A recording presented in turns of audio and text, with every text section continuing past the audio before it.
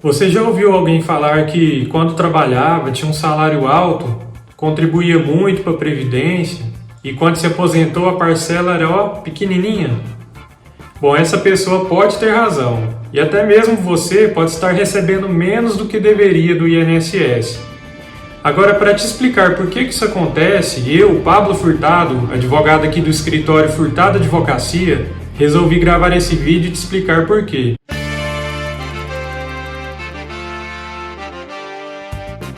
Mas por favor, antes deixa seu like, ativa o sininho, se inscreve aqui no canal, porque só assim você vai ser informado quando tiver novos conteúdos como esse. Bom, antes de tudo, eu preciso te explicar o que é uma regra de transição. Você sabe que as leis elas vão mudando com o tempo, e lá na Previdência não é diferente. Nós temos aí como exemplo a reforma da Previdência. E quando isso acontece, quando vem uma nova lei, nós temos três tipos de pessoas. As pessoas do tipo A, por exemplo, são aquelas que já cumpriram os requisitos antes dessa nova lei. Então, elas têm direito de escolher se querem se aposentar ou ter um benefício pela regra antiga ou pela nova regra. Nós temos também as pessoas do tipo B. Quais são essas pessoas? São aquelas que tinham uma expectativa. Elas estavam quase cumprindo os requisitos ali e de repente vem a nova regra e pega essas pessoas de surpresa. E por último, nós temos as pessoas do tipo C, que são as pessoas que se afiliaram ao INSS depois dessa nova regra. E para essas pessoas, cabe respeitar a nova regra, elas não têm opção. Bom, mas eu quero falar aqui especialmente das pessoas do tipo B, que são aquelas ali que estavam quase se aposentando, quase cumprindo os benefícios ali para ter a sua aposentadoria, e de repente vem a nova norma, e o que acontece com ela? Ela vai se sujeitar à nova norma? Bom, para isso que servem as regras de transição. Essas regras elas vão atenuar o rigor da nova lei, ou seja, elas vão trazer ali um meio termo para que essas pessoas que estavam na expectativa, estavam quase atingindo ali os requisitos de seu benefício, não sejam prejudicadas. E eu queria te dar um exemplo disso. Entre 1984 e 1991, era exigido da pessoa ter mais de 5 anos de contribuição para se aposentar, era o mínimo. Aí depois, com a nova regra, em 1991, o INSS exigiu que a pessoa tivesse 15 anos, no mínimo, para se aposentar. Agora imagine uma pessoa que tivesse 4 anos e 11 meses e de repente vem a nova regra e pega essa pessoa de surpresa.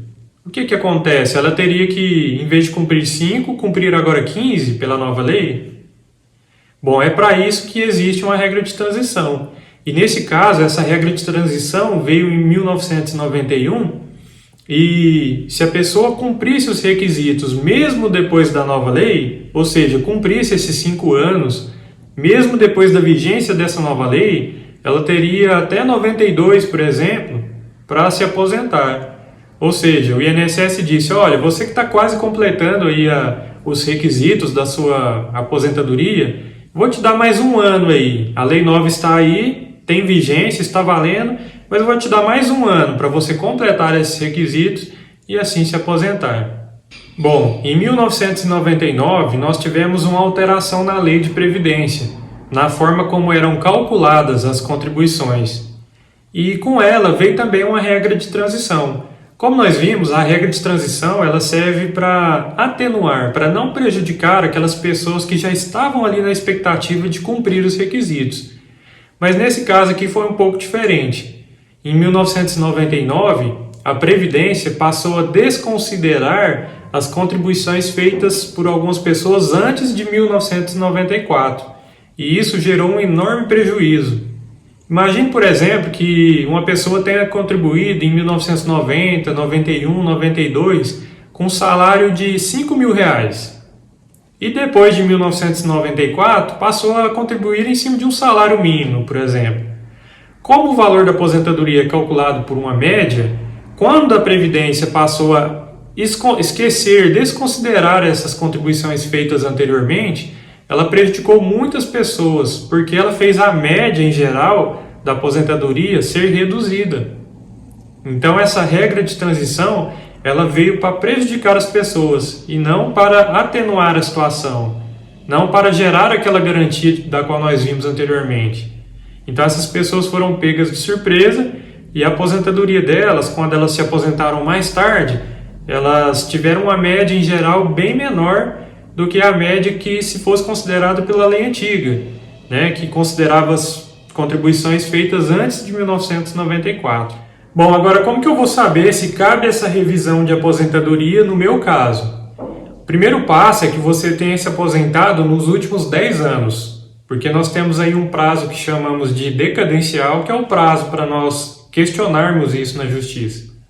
E o segundo passo é que você tenha feito contribuições antes de 1994 e que essas contribuições elas sejam baseadas em salários maiores do que as demais contribuições feitas depois de 94. Aí é feita uma análise criteriosa, caso a caso, é feito um cálculo para saber exatamente se é possível aumentar o valor da aposentadoria. Bom, agora uma pergunta muito importante que alguns clientes têm feito aqui no escritório. Será se tem o risco de eu entrar com esse processo para aumentar o valor da minha aposentadoria e no final ela sair menor do que antes? Sim, esse risco existe, realmente existe. Mas se você estiver acompanhado por um excelente advogado, que tem bastante critério, que faça antes de entrar na justiça um cálculo, uma análise para ver se realmente vai dar certo, esse risco é muito pequeno. Bom, é bem possível que esse aumento no valor da aposentadoria seja muito importante para algumas pessoas. Há casos em que aumentou até R$600 no valor da aposentadoria. Fora a cobrança que existe dos anos anteriores. Somando tudo isso pode dar um valor considerável. Agora, me conta aí nos comentários, você já tinha ouvido falar dessa possibilidade de revisar o valor da aposentadoria? Eu vou deixar aqui na descrição um link de um artigo que eu escrevi que pode ser bem esclarecedor para você, tá bom? Por hoje é isso, até mais!